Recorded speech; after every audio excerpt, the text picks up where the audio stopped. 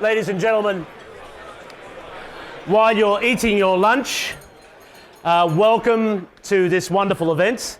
A couple of years ago, I was here when Joe Stiglitz was here, the Nobel Prize winner. And I can tell you the room is about twice as full. So it says a lot about our guest, John Fraser, the man who took over as the head of Treasury earlier this year. My name's Steve Austin from 612 ABC Brisbane, and I need to alert you that I am not an economist and I know nothing about economics. Although after interviewing today's Treasurer here in Queensland, Curtis Pitt, I'm surprised that my debt problems were that easy. I have debt here, I put them over there, I save money. So apparently that's the solution. Now, today we will have a chance to ask some questions of our guest towards the end of it, but I have been asked by his office, perhaps it's better to say that I've been threatened by his secretary, that if he's not out of here by a certain time that I'll be dealing, or she'll be dealing with me. So we will have a chance to ask about 4 or 5 questions, and then I have to ask or help Mr. Fraser leave. I think it was Nassim Nicholas Taleb in that book that everyone says they've read, but very few understood, called The Black Swan. And he argued that what you don't know is more important than what you do. And his argument is invest in preparedness, not predictions. And I think you might hear something that resonates with that today from what John Fraser has had to say. As a journalist, I'm often interested in how people mishear and misquote and how they take on a life of their own. There's often a thing that roams around Judeo-Western Christian cultures where people say, oh yes, we know that money is the root of all evil. But of course it's a misquote. It's the love of money is a root of all evil. And it's a biblical warning about an obsession, having poor values, an obsession with the wrong thing. And if you look at the McKinsey report into indebtedness, not that long back, they looked at how many countries of the economies that actually matter have actually deleveraged since 2007.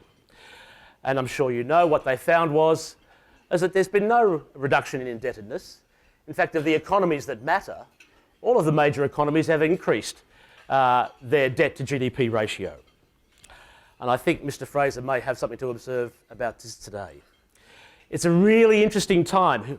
Who would have thought that after the global financial crisis, things would have been getting more interesting where they are today. So I'd like you to please welcome a man who, if you don't know who he is, you haven't done your research properly.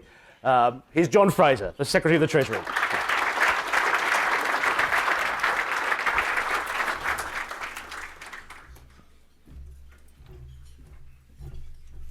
Thanks very much, Steve. He did a pretty good job of being an economist, mate. So well done. I was just saying to Steve, my wife and I used to listen to him when we were a few miles off the Queensland coast sailing, which we should be doing now. Because he was only one of 2 radio stations we could pick up. But he was very good. The last conference of economists I think I attended was 77 in Hobart. I'm in awe of you that you've got a Friday afternoon program. Unbelievable. I can remember we spent the Friday afternoon wallowing in beer and fish and chips, so God bless you. Okay, I accepted this invitation from my good friend Doug, and it's great to be here. Everybody says that, but the number of people I haven't seen for many, many years, it really is quite heartwarming to see them, and that's a particular joy. You always speak publicly with some trepidation because you don't want to have things ruled out. You want to try to have things ruled in, so if you can bear with me on that.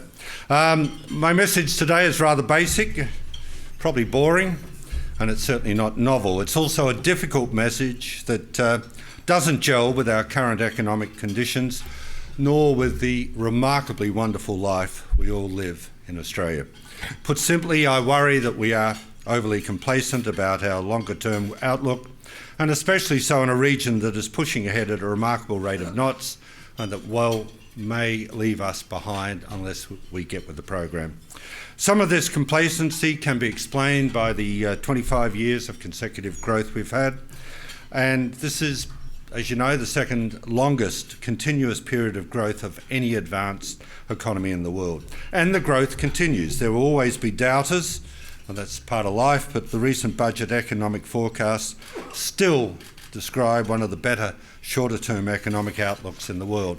And the data since the budget have not given Treasury a solid reason to rethink the thrust of these forecasts. The March quarter national accounts confirm there is increasingly broad-based momentum, and the real economy grew by 0.9% in the quarter and was 2.3% higher over the past year. After 13 years in Europe, in the United Kingdom in particular, I can't think of any country in Europe that wouldn't trade for our position. And our labour market outcomes have been a little bit better than expected.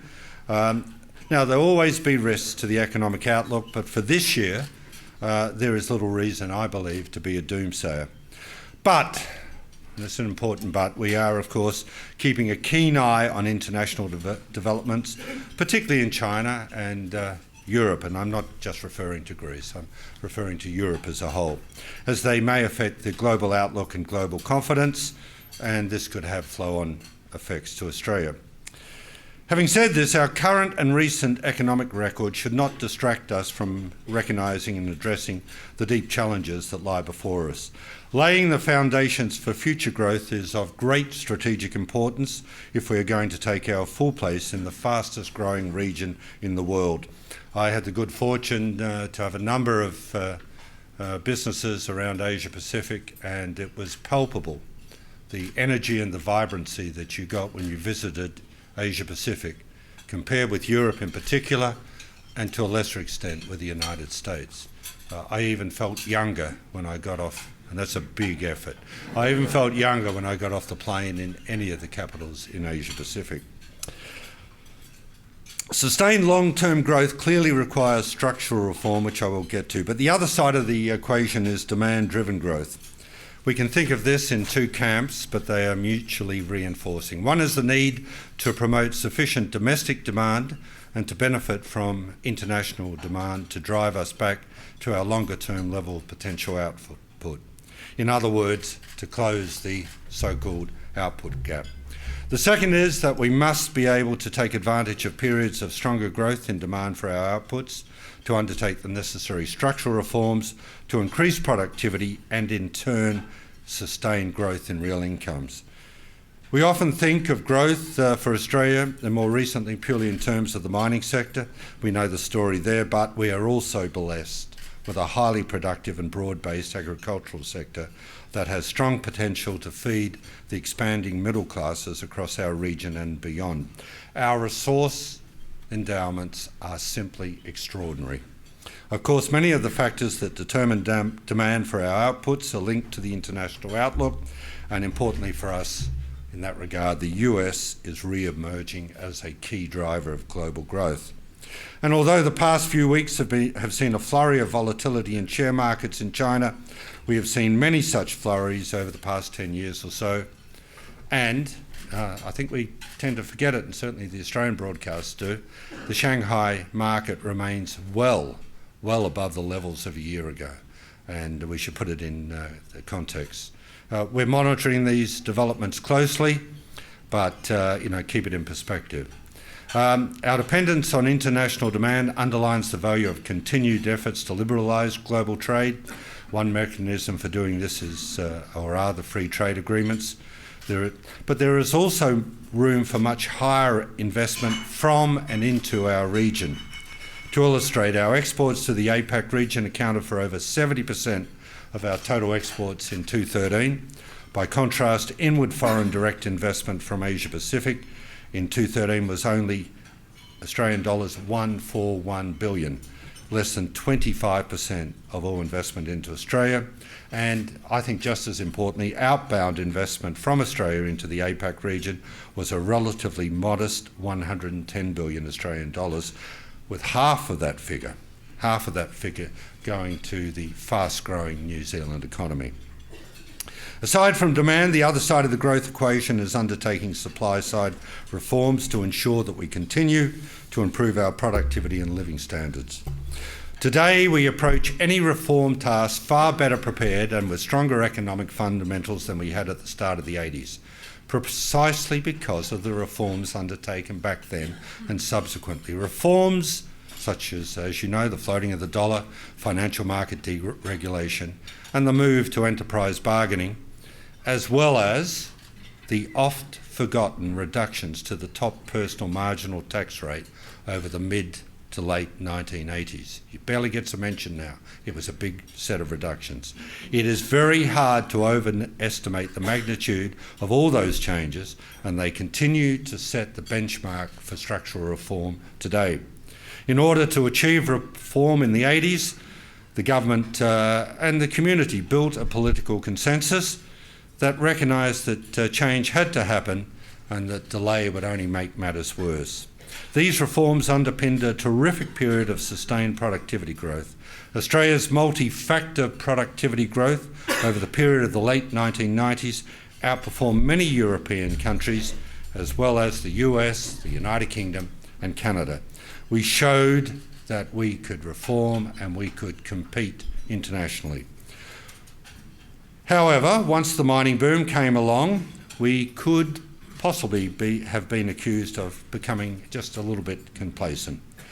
And some in our community, even now, seem to have accepted ever-increasing government spending is a legitimate path to sustainable growth. It is not. There are few, if any, examples in recent times of developed countries spending their way to long-term prosperity. Now, the intergenerational report highlighted the challenges that now lie before us. What I was surprised about by the IGR is that people were surprised. It's a very simple story. An ageing population, a challenging budget repair task, and ever-increasing expectations around social expenditure. We need to square that circle. Now, we need to remember that the growth projections in the IGR are underpinned by an assumption that we will achieve the same 1.5% annual productivity growth over the coming 40 years as we have over the past 30 years. But that period over the past 30 years included the dividends of the reforms of the 80s and 90s. Since the turn of the century, our productivity performance has waned both by our own standards and relative to our international peers. Current rates of average labour productivity growth remain well below the rates, around 2.5%, experienced in the late 1990s and the early part of this century. Since the terms of trade peaked in the September quarter 2011, real per capita income has fallen by 1.6%. Given the economic outlook, the best way to improve the material living standards of Australians over the long term is by improving our productivity performance. Other countries are not standing still. Spain, and I chose that purposely, as it emerges from the GFC, has embarked on a wave of ambitious reforms to support growth. This includes liberalising its labour market, broadening its tax base and reducing tax rates for both companies and individuals. Recently, we had a visiting international delegation out here looking at the Australian economy. I was struck that when we talked about economic reform, they opined that our labour market conditions were rather good. And then I realised that their point of comparison was Europe. I've operated companies in most of the major countries in Europe, and it's tough work. I mean, France is a beauty, real beauty. But the point of comparison has got to be more with our region. Countries in our region are also pushing ahead with major structural reforms. India, which really could be the next big cab off the rank for our international demand, to go up there with China. India's economic outlook has recently been bolstered by policy reforms, including the introduction of a GST and a staged reduction in the rate of company tax, significant reductions of foreign investment barriers in key sectors, and to be fair, they really needed them, they were terrible, and a new investment initiatives to develop industrial corridors and smart cities. Unless we in Australia lift productivity growth through reforms across all sectors of our economy, we face a future of stagnant and possibly declining living standards. A bequest to our children and grandchildren which no other generation of Australians has left. And clearly one of the most pressing reform priorities is the tax system. Unashamedly, I believe we are better placed as a lower taxing country than a higher taxing one. Now that's a choice that I'm not going to make. It's a choice that society has to make.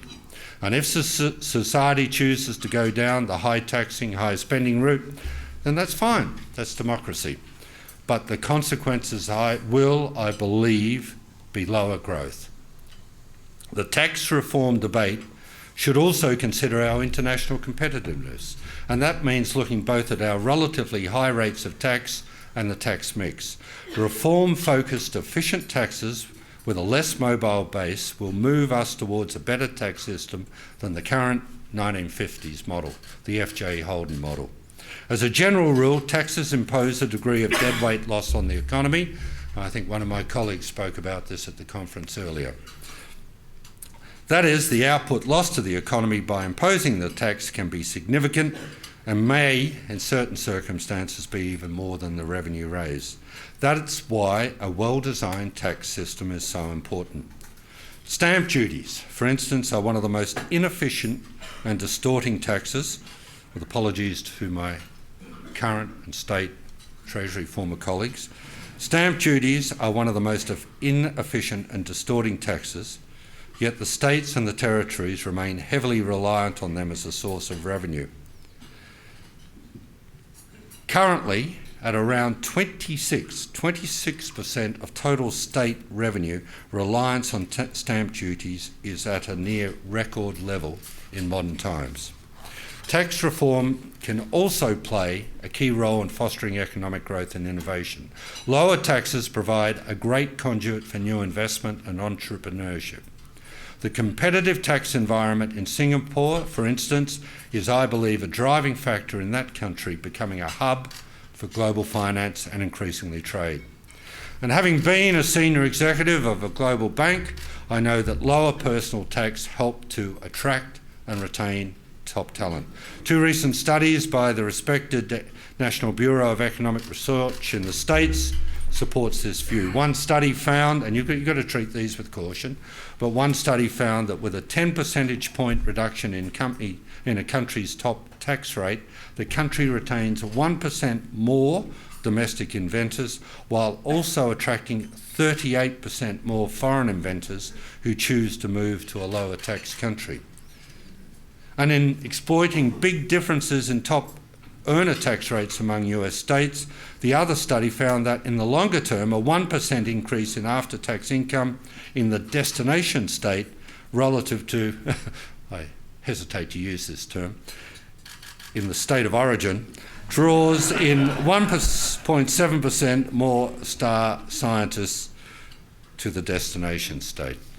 We are all Queenslanders this week.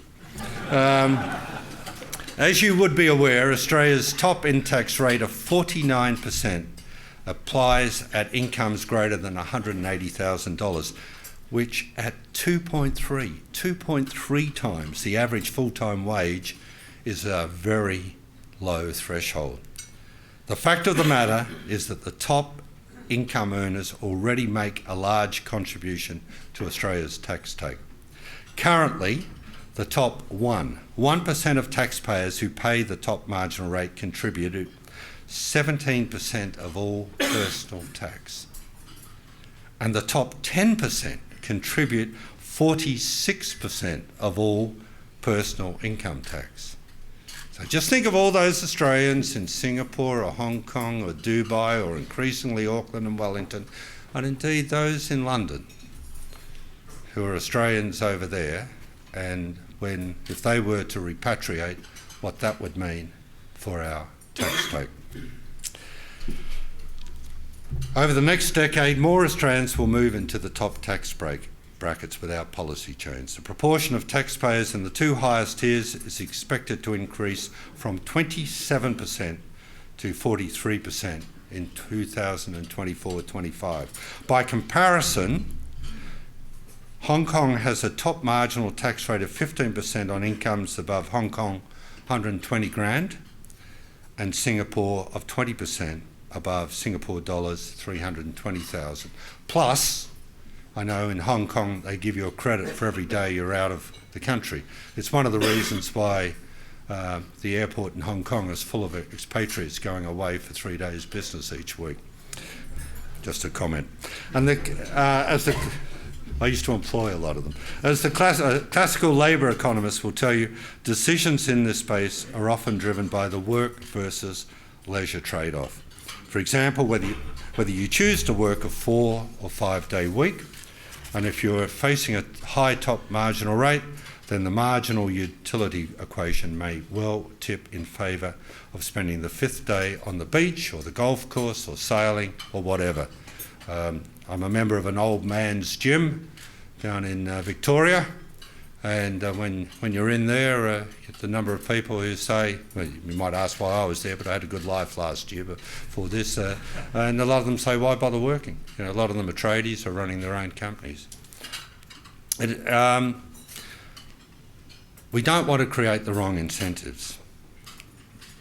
It's also widely understood that the high top personal income tax rate in Australia encourages innovative, complex and costly tax planning. This is one area where Australia has a world-leading industry. But surely something is fundamentally wrong with our tax system when the community at large responds by spending so much time and money on working out how to play around with the rules. Lower income secondary earners also face decisions as to whether to be in the labour force or not. For them, the intersection of the tax and transfer systems can be very important and can create high effective marginal tax rates. We mustn't also forget that Australians legitimately want equity in the tax system. So this sense of fairness has to be balanced against the potentially detrimental economic effects of high marginal tax rates. More broadly on our tax mix, as other economies move more towards indirect taxation, we must consider our relatively heavy reliance on company tax compared with some of our peers. Company tax has always been an inefficient tax because the true economic cost of raising revenue is much higher than for most other tax. And there's sometimes the perception that lowering the corporate tax rate is mainly a free kick to multinationals. We don't believe that's the case. Lower company tax rates makes investing in Australia more attractive for all companies, large or small. We all must think about indirect taxation in the context of a declining proportion of our population being in the workforce in coming years. And for those in the workforce, workplace relations reform is also crucial in harnessing our human capital and driving productivity growth. Regulations in this space, workplace relations reform, have been progressively and substantially reformed in recent decades. But many of the fundamental reforms were undertaken in the 80s and 90s. These reforms delivered substantial benefits, but it is an open question whether our workplace relations system remains well suited to the workplaces of Australia's future. And in that regard, the Productivity Commission has noted that despite previous reforms, Australia appears to give more weight than other English-speaking countries to elaborate rules for workplace relations processes. That is why the Productivity Commission's inquiry into the workplace relations framework is timely. Now, the Harper Review, and Ian's here, good friend, who's done a wonderful job. The Harper Review points to some key areas for reform. Competition reform is a major productivity driver, but it is difficult, as Ian well knows. It requires close cooperation between all levels of government, and one thing the Harper Review focuses on is exploring ways to meet the challenges of an ageing population with high-quality services tailored to their needs. Ian's emphasis on consumer choice and diversity of providers would allow far more responsive human services in areas like aged care and health. Reforms in this area are beginning. For example, under the NDIS, funding for disability support will follow individual service users rather than providers, hopefully allowing individuals to choose the service providers they want. Road reform is another area of great potential. The cost of congestion in our capital cities is estimated at $16 billion in 2014 and is expected to more than triple over the next 15 years. As a country, we've made good first steps in the right direction in these areas, and these reforms need to be carefully thought through and will take time to fully implement. Not least because of the important recommendations of, not least because many of the important recommendations of the Harper Review are in the shared Commonwealth state space. We've got to get it right. We don't want to rush them, but equally we don't want to be too slow. And also, we've got to avoid succumbing to the view that they're all too hard and leave them for another generation. Now, more broadly, the financial system inquiry has put forward some good reforms and ideas. I have to say David Murray has done a great job, and there's very little in the report that I disagree with. Of course, in Australia, like Canada, we have benefited from the response to the financial turmoil in the early 90s. The reforms also that came out of the Wallace inquiry have without a doubt contributed to a much stronger financial system. But clearly the financial market instability in some international markets over recent weeks has reminded us again of the importance of a strong and resilient financial system for our overall economic prosperity. Now finally, our ability to implement these productivity enhancing reform is inextricably linked to budget repair. We would be unwise to simply wait for growth to fix the budget. As a country, we will be in a better position to face economic and strategic challenges if we confront them with a growing economy and a stronger fiscal position. Some of these issues are very clear-cut. For example, ensuring that government net debt levels are sustainable, particularly as interest rates will, I don't know when, not remain this low forever, and meeting the inevitable funding pressures on critical services such as health, aged care and the age pension. Worthy programs to support the most vulnerable in our society like the NDIS, have significant and growing costs. So being proactive about addressing the funding gap in the medium term is very important. Reforms should also deliver an economy which generates jobs. I genuinely believe this is the best outcome from a social point of view. During my time in the UK, I saw the plans that Ian Duncan Smith put in place for reform in this area, and there are now palpable results in terms of getting long-term unemployed into the workforce and reducing long-term welfare dependency. And finally, another reason for budget repair is we never must forget our duty as Australians to look after the most vulnerable in our society, such as the disabled and those who are genuinely denied the opportunity to work. And this is a real driving force for us in Treasury. The reforms I've outlined today require us to look beyond our own nose and accept that structural change is painful. We don't have the luxury of choosing only reforms that don't have losers. We all need to play our part. We need to talk to a broader range of people to build support for change, and you, as economists, or would-be economists, or whatever, need to play a key role in that. And the media, the better parts of the media, have increasingly played a role in that, and I hope they continue to play a role. There's also a clear role for industry, not just the big end of town, medium and small, and in some ways I think even better medium, small industry, speaking up for reforms of national importance, even if they don't align directly with the immediate interests. To quote John Stuart Mill, you've got to always have an economic quote if you're talking to a group like this, quote, "Everyone who receives the protection of society owes a return for that benefit." So thank you again for the opportunity today. I've been in the job for just under 6 months, but I've had the pleasure to work with a lot of good people, both within Treasury and increasingly also with outside, who have a real commitment to delivering better policy. I've spoken about many important issues that we believe will fundamentally shape Australia's future, and I can assure you that we at Treasury, we will keep coming back to these issues as we must. Thank you.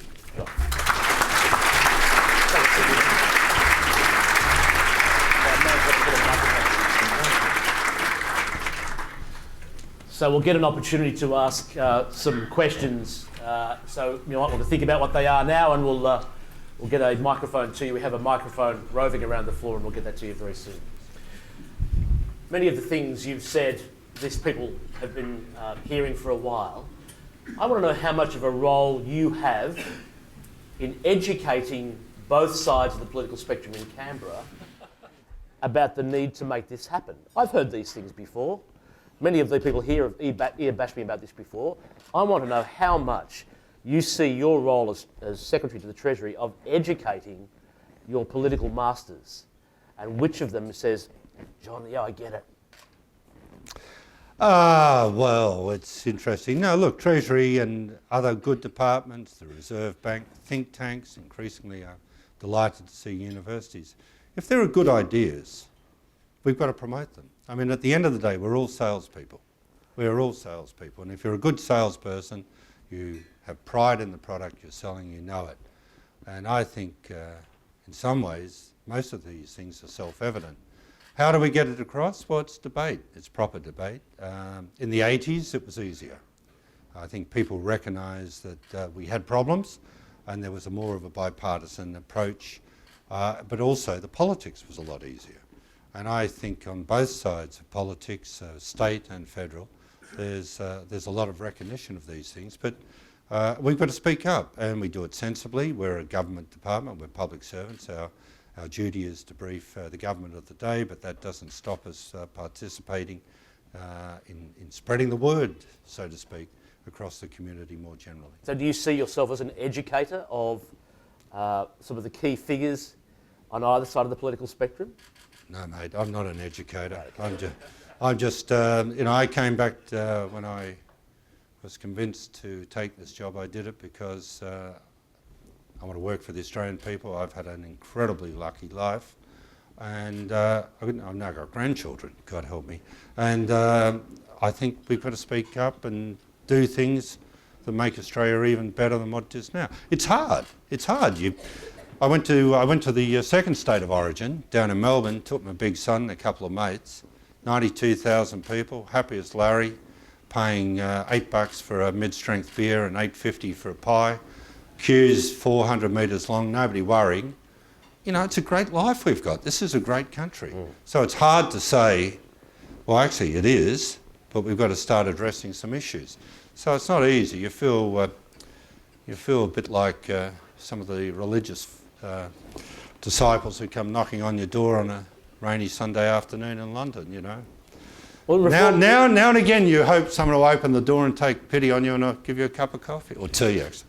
Well, reform in the 80s happened because you had Bob Hawke as a very good chairman of his cabinet. You had Keating as someone who was a fairly bold treasurer. But I don't know any Canberra watcher that says you have that today.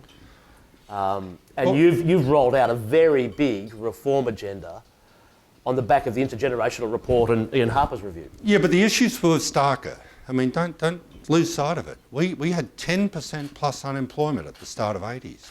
We had an inflation rate was in double digits. We had a current account deficit that was blowing out. We had industrial disputation all around the joint. We were losing Australians at a great rate of knots to the financial sector. A lot of our colleagues at Treasury said, no, that's enough.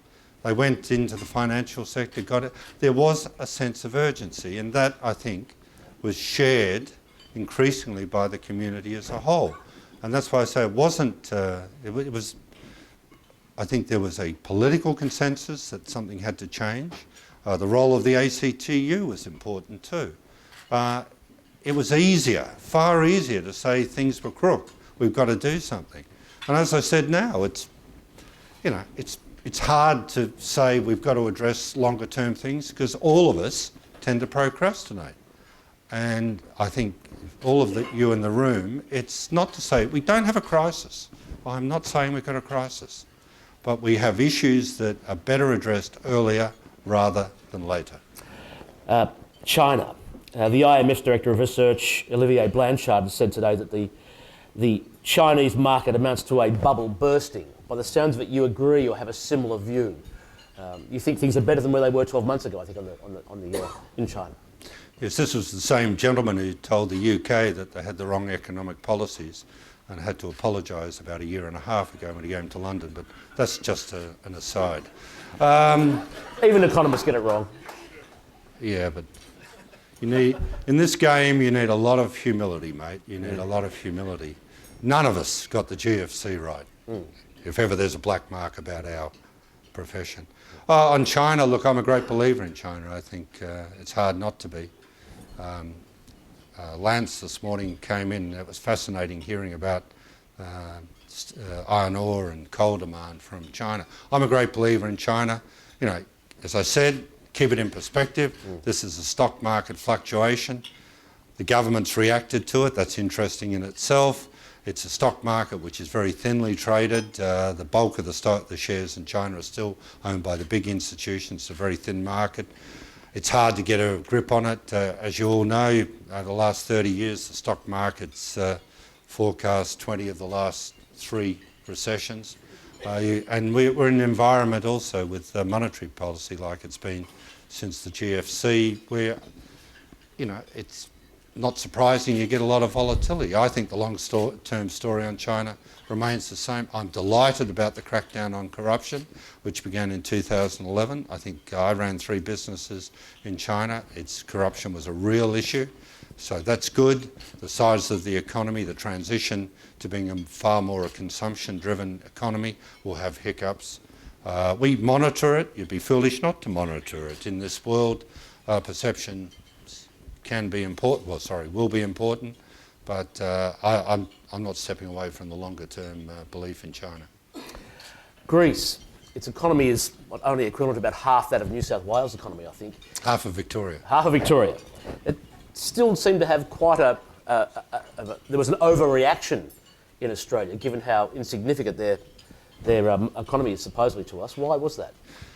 I'll never write a book, but I think one day I'll write a semi-humorous article, and one of the comments in it I'll make is, with the world now, with all the information, there is still a shock when forecasts come true. There's like, Jesus, we got it right.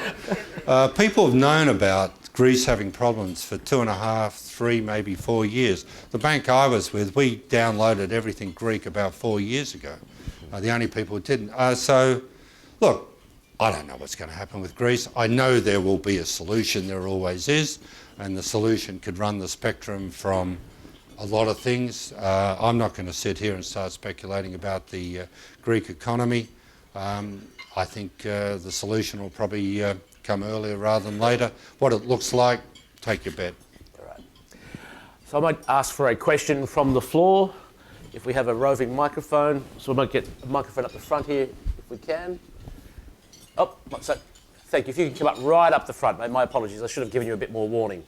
So gentlemen on table 5, just at the front here, then we'll make our way back down to John. If you wouldn't mind just saying your name, please, and organisation, please. John, Stephen Milch from Suncorp. You recently expressed some views about house prices. I was wondering if you could speak about house prices, Sydney in particular, whether you think they pose a threat or may have lasting macro consequences. I said what I said, mate. I'll leave it at that. Down to John Quiggin, I think, please. If you just take the mic down to just straight through, diagonally across through there. Next one down. Thank you very much. Yeah, John Quiggin, University of Queensland. You mentioned the undesirability of stamp taxes and the desirability of taxing immobile tax bases, and we've finally seen some movement in direction of taxing the land under family homes. Are we going to get support from that from Federal Treasurer and you? Oh, look, I think it's a live debate at the moment. The Commonwealth and the states are in active dialogue. Sorry, John, I just don't want to comment because things get misread. You know, it's a live debate, and I think it's a good debate. And I'm delighted. I chaired my first meeting of the State Under Treasurers, and Now, a lot of them I knew, but it was a good meeting. I mean, what I can tell you is the quality of people we've got at the head of state and territory treasuries is extremely high. When I look at places elsewhere around the world. So I'm very comfortable that whatever comes out of consideration of tax over the years ahead, it'll be better for the fact that these people are involved. Next question, please. Hand up high. Gentleman down the back in a white shirt, if we can just get... Thank you very much. Just your name and organisation, please. Marcus Bruckner, University of Queensland. You finished with a quote by John Stuart Mill. The question that I have is, why not limit then the role of government to providing only law and order? Law and order. Oh, That's the only public good. yeah, well, we can have a debate, and I just missed out on knowing John Stuart Mill. I'm that old, but I hear he's a fine man. Oh, look, it's a debate, my friend. I mean, I don't go that far. I mean, clearly, if I'm saying we ought to be a lower tax country, by implication, or not by direct association, lower spending, and I think we've got to get it right. The world's got to get it right about what government does, and you look at what's happening in Asia Pacific, it's quite a contrast to what's happened in Europe and elsewhere. It's an ongoing debate. It's a debate for a society. Down the back down here, please, yes. Harriet Smith, I'm at QT. You say would-be economist, I say will-be economist. I'm a big fan of your insights today. I'd just like to know what your thoughts are on what John Daly has said about his research into Treasury forecasting, and if there is a significant impact of what he's saying, will there be some sort of reforming of the way that forecasting is done? Yeah, well, it's a hard one. I mean, I don't want to insult anybody, but I will. Why not? And I did very well. I majored in econometrics at Monash in 4 years, so I think that gave me the right to be critical. The modelling we do is essentially based on models that were developed in the 70s by the late Chris Higgins, Chris Caton, Neil Johnson, Peter Johnson, ON. It hasn't, there's no magic black box. And it's an issue that we have to keep looking at time and time again. Treasury had an inquiry, I think internal inquiry with a few external people in 2011 or 12. We don't crank up the machine and it comes out. There's a lot of judgment. I've initiated a process where I'm talking to a number of people. The one thing is clear, there's no one model. And a lot of other countries, Canada, the United Kingdom, the Treasury doesn't do the forecast. So in the United Kingdom, it's the Public Budget Office. Very good fellow. When I was in London, 6 weeks ago, losing track of time. And the Treasury are delighted that they don't have to do the forecasting.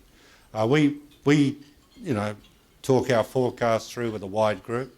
The best forecast I've seen was done by the lady who ran my hedge fund in New York, and it was a completely different model to what we did. It was a bottom-up model, and she did a wonderful job, and we'll be looking at getting a bit more input from around the world. But you're always going to get it wrong, but you've got to do forecasts, and I've got to put my right arm in the brazier about it, and we will, and we're alive to the fact that of the uncertainties. And to be fair, we've been publishing those uncertainties, I think, in the last 2-3 budget papers. Can I ask you, are you entirely happy with the figures, the data that comes through the ABS? I think, I hope David's here. No, David does a terrific job. I mean, look, it's... I'm sure he does, but are you happy with the figures that come through the ABS? Yeah, but the reason I'm happy is I know what it's like. Mm-hmm. Everybody wants perfect figures without volatility. All around the world's getting far more complex. We're international. It's far harder to measure things. And David's had to do it with limited resources. And he's a friend. He's in my sort of family. And I think they've done a wonderful job. And the issues you see in the paper with people saying, oh, we're not happy with this and not happy with that, are the same issues you see in the FT, you see in the Wall Street Journal. It's a tough job. You never thank for it. It's a bit like being a tight head prop in a rugby team. Nobody ever thanks you. I know you've been looking at restructuring some things in Treasury itself, and if I heard Doug McTaggart right before, he lamented the fact that in the past he discovered that there were sort of 3 or 4 generation, or 2 or 3 generation Canberrans making policy, and they'd never left Canberra. And I understand that you're actually looking at sort of trying to diversify the office a bit and spread it around. Is that right? Well, McTaggart, who talked me into doing this speech, confessed at lunch that he's a 3rd generation Canberran, which I will tuck away. And Matthew, I think, is the 2nd or 3rd. So that was interesting. Look, Canberra's Canberra. It's cold, but it's very cold. But the world's moved on from where I was there 22 years ago. It's a global world. The financial sector is fascinating, it's vibrant, and it's global, and we still haven't worked out the interrelationships between the financial sector and the real economy. But what it does say to me, we've got to be far more engaged with what's happening in the financial sector in Australia and overseas. We've also got to be far more engaged with business, and we've also got to be far more engaged with the think tanks. I'm a great fan of John Daly, great fan of him. I think he does some wonderful work, as do a number of other think tanks, and that's one of the reasons why we've established a Sydney office. I brought back a chap out of the private sector in London, an Australian, Brisbane boy, to run it, and we're doing it to encourage people to join us on 2, 3 or 4 year contracts, so they don't necessarily have to move to Canberra. And we'll probably get the headcount in Sydney up to about 40 over time, the same with Melbourne. And what I'm particularly delighted about, we advertised 5 places in Sydney for people from Canberra, and we got 17 applications for it. We need to get out and talk more, and I'm delighted that business, think tanks have reacted to that. For a number of the reviews we're doing, I've been chairing personally consultations with groups in Sydney, Melbourne, I hope more in Sydney, Brisbane and all around Australia. We've got to get out and talk more. One of the reasons is because our politicians are also necessarily talking to people, get information from elsewhere. It's a natural evolution. It's a natural evolution. The one thing I will say is the quality of people in Treasury is what it was 22 years ago, top class. And as the Chinese say, they have good hearts. They have very, very good hearts. And it's a bit like what I said about David's outfit. I think they're underappreciated. Another question from the floor. Yes, right down the back. Mark Ludlow. Hi, Mark Ludlow from the Financial Review. I know you talked before about the recent jitters about the Shanghai Stock Exchange. Are you concerned at all about recent events in China and Greece and the flow-on effects to the Australian economy? And are there any extra steps that Treasury is doing to prepare us? Well, I think I've answered it. I mean, we monitor it, but we monitor everything around the world. We've got a network of overseas posts. We're obviously linked into a number of bodies, the IMF, the OECD, the Financial Stability Board. I've said it, if there are issues, there'll be issues of broader confidence, but we monitor it.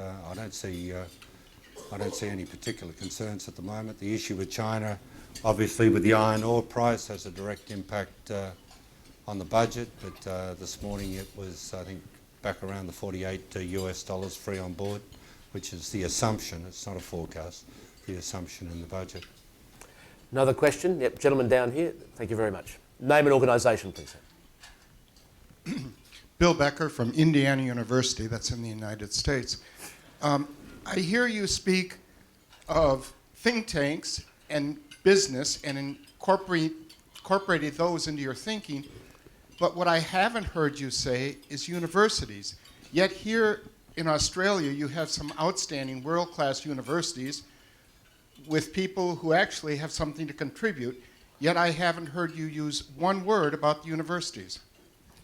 Well, I think that's a bit unfair. I think a number of the research institutes are very, very closely aligned with the universities. I talked to a number of university people, so I think that's a bit unfair. And we participate actively. We had recently had people participating in the Crawford Symposium, ANU. I've just signed a cheque for a study being done by Peter Drysdale at ANU. Let me ask you about that. In journalism, in the media, whenever we want to look at something you've written or done or said, we go to a university expert and ask them to respond. who do you rate in terms of the commentators? When you hear them on the media, you think, yeah, that guy knows what he's talking about. That guy's an idiot. Give me a call in 4 years. Okay, all right. All right, another question from the floor? All right, no, good. Can you explain something to me? One of the things that surprised many of us yesterday who try and keep abreast of economics is why, when the iron ore price went down yesterday, did the Australian dollar go up? Okay, well, the roads of New York, or the streets of New York and London and Zurich are littered with the bodies of clowns who try to forecast exchange rates. And I learnt many years ago, it's a fool's errand, and I don't try to explain it. And then that classic thing, as the kids say, it is what it is. Another question from the floor? Over the back here, if we can get the microphone nice and close, just coming up to you now, sir. Name and organisation, please. John Freeburn, University of Melbourne. One topic you didn't really cover in a big way is infrastructure. You did point to the congestion in cities and so on. It seems to me that that's an area where we could get massive productivity improvements if, instead of having politicians choosing a railroad that goes east-west or a road that goes north-south, we have a public business case assessment. And if we did that, what would your views be on whether we should use debt financing for really productive projects that are providing benefits to our kids and grandkids down the track? Well, John, I covered that in my CEDA speech, I don't know, back in February. I was conscious of the time, and we cut out a few things. One of them was infrastructure. I've been vocal about it. We wasted, one of the things we didn't do in the mining boom was use the proceeds for infrastructure. I think we're seeing the impact of under-investing in infrastructure over the past 30 to 40 years. I drive down the M4 most Sundays. I'm old enough now to do the Sunday drive as the highlight of the weekend. And you'd look at the returns they got from the M4, the M5, the M25, similarly the Eisenhower spending on infrastructure in the 50s, so I'm a great believer of infrastructure. The issue with infrastructure, and the government has addressed it, we've got a thing called the Northern Australia Infrastructure Facility, $5 billion, which we start to spend on 1 July 16. We're actively looking about how we run that partnership. So, and also the government's got the recycling project with the states and the territories. We've got the Global Infrastructure Hub that I'm chairman of in Sydney, which we're getting underway. But the issue with infrastructure, to me, is not finance. I find it a little bit strange that people talk about debt. I used to run VFMC, ran it rather well actually, up until January, and we had terrific returns. We cut back our allocation for infrastructure because we couldn't find projects. And the issue has been projects and remains projects. This is what Peter Harris said in his Productivity Commission review. And what I'm worried about is everybody jumps on the bandwagon and says debt finance, is the super funds both here and overseas. And I ran a big infrastructure fund in UBS Global Asset Management. We took 4 years to get away a lousy 1.5 billion US because of the lack of projects. And that is what you hear. It's about the projects, not about the financing. In terms of getting the infrastructure done, it's a Commonwealth State partnership, and that's how it should be. The states are particularly well placed, I think, to make up their minds about what to spend on. I think we were remiss in the 80s, and I think Treasury was remiss too in the 80s, to not be more supportive of infrastructure spending. But there were some doozies in the 80s. There were some doozies. Railways to nowhere, and roads and dams that were going to evaporate overnight. We might have to wrap it up there, I think, because I know John has to go. Can I just ask, we'll get you to thank, first of all, John Fraser, if you would, please.